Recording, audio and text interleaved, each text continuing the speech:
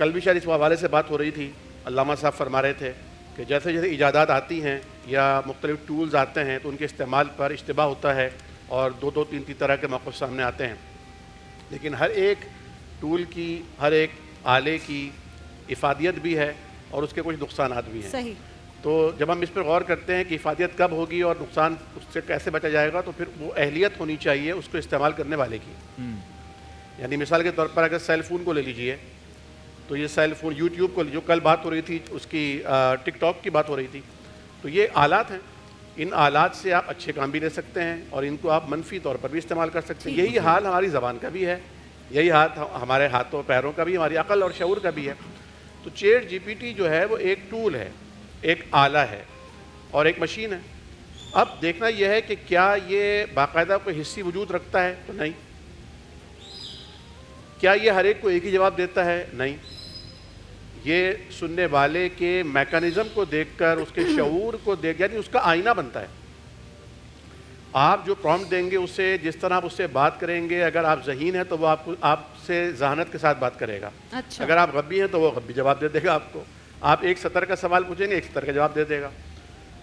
اگر آپ یہ سمجھتے ہیں کہ چیٹ جی پی ٹی سے آپ دینی مسائل کے بارے میں استفسار کریں اور اس کے فتوے پر اعتماد کریں تو یہ تو بالکل مناسب نہیں ہے. صحیح. کیونکہ اس میں بے شمار ایرر آ سکتے ہیں. وہ ایک اے آئی ہے، اس میں غلطی کا اشتباہ ہو سکتا ہے. وہ عموماً بہت ساری ویب سرچر نہیں ہے، وہ مختلف جو چیزیں اس کو دی گئی ہیں، کتابیں اس نے جو ریڈ کی ہیں، ان کتابوں کو دیکھ کر وہ سرسدے جواب دیتا ہے. پھر آپ کا سوال اگر مناسب نہیں ہے اور مکمل نہیں ہے، کیونکہ سوال آدھا علم ہوتا ہے، اگر آپ سوال مناسب کر رہے ہیں تو جواب بھی مناسب آئے گا.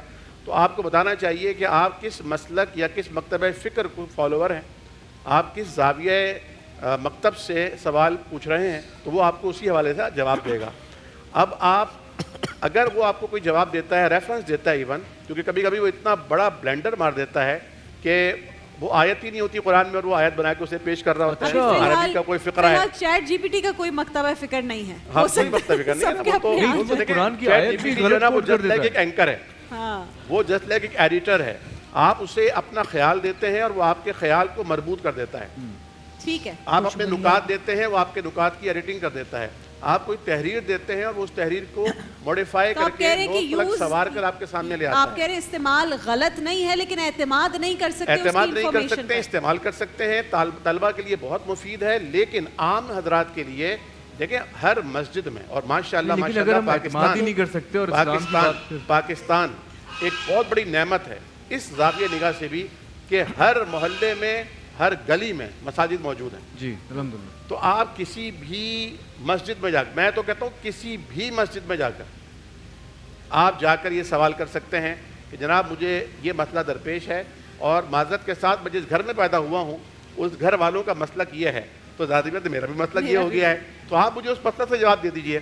تو ان کے پاس موبائل فون ہوگا، اس پہ ان کے پاس نمبرز ہوں گے. جیسے میرے پاس کوئی اگر آئے شیعہ مکتبہ فکر کا نوجوان اور وہ کہے کہ جناب میں شیعہ ہوں، شیعہ گھرانے میں پیدا ہوا، تو مجھے ایک مسئلے کا حل چاہیے، تو میں علامہ مہدوی صاحب کا نمبر ملا دوں گا، علامہ علیم رحمانی کا ملا دوں گا، کسی بھی تشیعوں کے عالم کا، یا دیوبندی وقت فکر یا بریلوی وقت فکر، تو ان سے میں رہنمائی لے کر